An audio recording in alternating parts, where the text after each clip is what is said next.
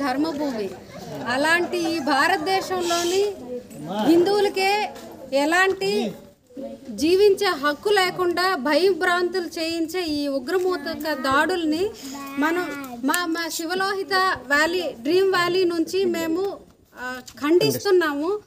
మోదీ గారు మీరు మాత్రమే మా అందరికీ జస్టిస్ చేయగలరు.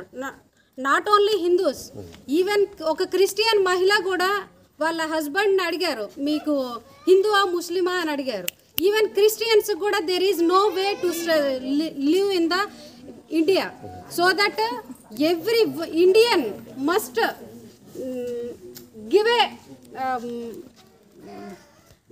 ప్రతి ఇండియన్ కూడా మోదీ గారికి మద్దతునివ్వాలి. మోదీ గారు మనకు నిరూపించి చూపిస్తారు.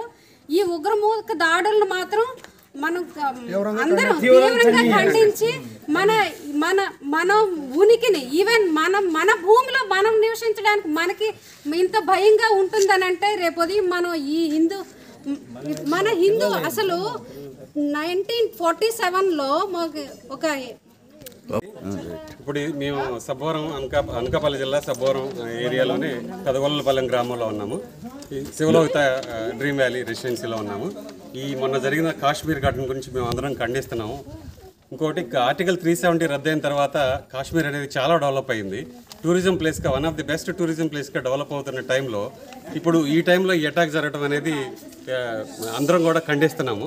కాశ్మీర్ అనేది చాలా వాటికి ఇంత ముందుతో పోల్చుకుంటే చాలా వాటికి డెవలప్ అయ్యి చాలా వాళ్ళు కూడా అక్కడ నివసించే వాళ్ళు కూడా ఇప్పుడు దీన్ని పాజిటివ్గా తీసుకొని చాలా గ్రేట్ఫుల్గా ఉన్నారు వాళ్ళందరూ కూడా. ఇప్పుడు మన ఉదారత్వం అది ప్రతి ఒక్కరిని రమ్మంటున్నాం, ప్రతి ఒక్కరిని ఆహ్వానిస్తున్నాం, ప్రేమిస్తున్నాం, అందరినీ ఉండమంటున్నాం. అది మన ఉదారత్వం. కానీ మన ఉదారత్వాన్ని వాళ్ళు ఆ చేతకాంతనంగా తీసుకొని మనకి ఉండడానికి లేకుండా చేస్తున్నారు. కాబట్టి ప్రతి ఒక్క ఇండియన్ కూడా నరాలు తెగించి అందరినీ ఉగ్రవాదం అనేది లేకుండా మనం అందరం చెయ్యాలి. ఇదే నా